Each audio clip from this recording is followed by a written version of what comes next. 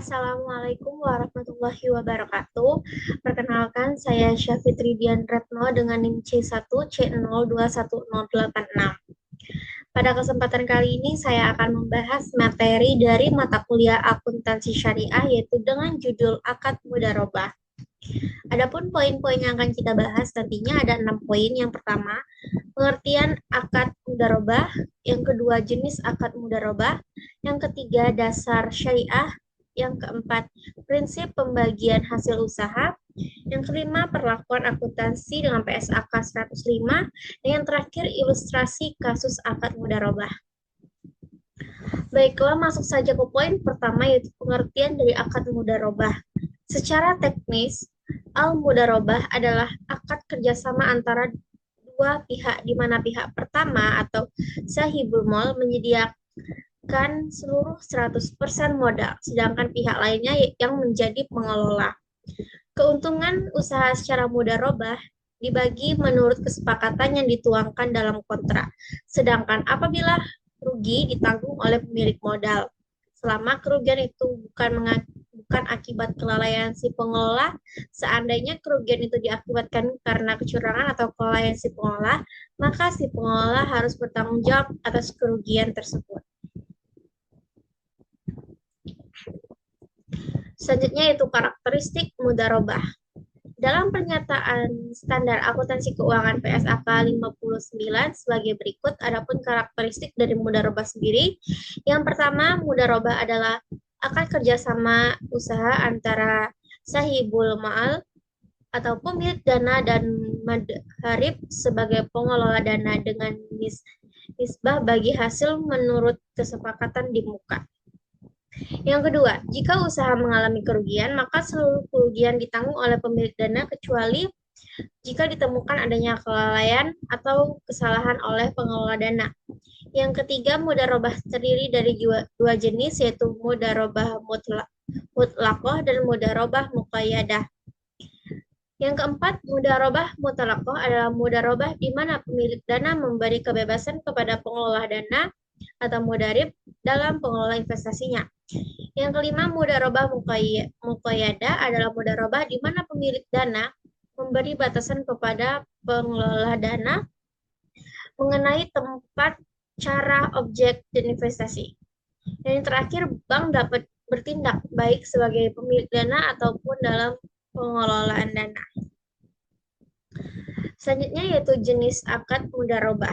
Ada 3 jenis akad mudharabah. Yang pertama, mudharabah mutalaqah. Yang dimaksud dengan transaksi mudharabah mutalaqah adalah bentuk kerjasama antara sahibul mal dan mudharib yang cakupannya sangat luas dan tidak dibatasi oleh spesifikasi jenis usaha, waktu, dan daerah bisnis.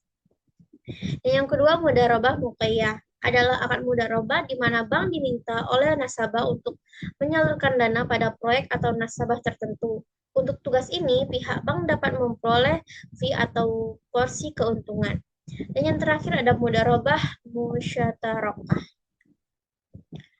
Selanjutnya, dasar syariah akad mudharabah ada 3 yang mendasari akad mudharabah sendiri.